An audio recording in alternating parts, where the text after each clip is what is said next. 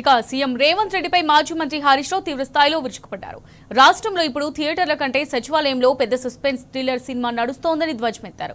అసలు రాష్ట్రంలో ప్రభుత్వం ఉందా, ఉంటే ఎవరి కంట్రోల్లో ఉందనే అనుమానం ప్రతి ఒక్కరికి కలుగుతోందన్నారు.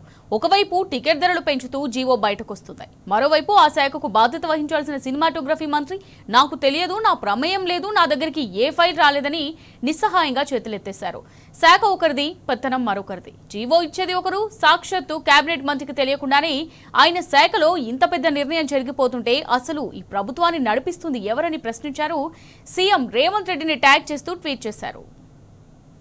రాష్ట్రంలో నడిపిస్తోంది సర్కారా లేక సర్కస్ కంపెనీనా అని హరీష్ రావు ప్రశ్నించారు. టికెట్ల పంపిణీ విషయంలో హైకోర్టు మొట్టికాయలు వేసినా ప్రభుత్వ తీరు మారకపోవడం శోచనీయమని ధ్వజమెత్తారు.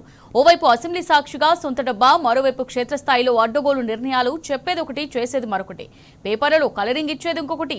సీఎం రేవంత్ రెడ్డి అసెంబ్లీ వేదికగా సినిమా టికెట్ల పెంపు ఉండదని ప్రగల్భాలు పలికారు. ఇప్పుడు చేస్తుందేంటి అని హరీష్ రావు నిలదీశారు. బెనిఫిట్ షో ఉండవని చెప్పారు, స్పెషల్ ప్రివిలేజ్ ఇవ్వమని ఊదరగొట్టి ఇంతలోనే మాట తప్పారేంటి రేవంత్ అని హరీష్ రావు ప్రశ్నించారు. అందులోనే రాత్రికి రాత్రి జీవోలు ఇస్తున్నారు. 3 సినిమాలకు అడ్డగోలుగా రేట్లు పెంచుతూ జీవోలు ఇచ్చారు. ఇవాళ రేపో మరో సినిమాకు జీవో ఇవ్వడానికి సిద్ధమయ్యారు. అసెంబ్లీలో అబద్దాలు ఆడటం మీకు వెన్నతో పెట్టిన విద్య అని మాకు తెలుసు, కానీ సినిమా టికెట్ల విషయంలో కూడా ఇంత నిస్సిగ్గుగా సభను, ప్రజలను తప్పుదోవ పట్టిస్తారని ధ్వజమెత్తారు.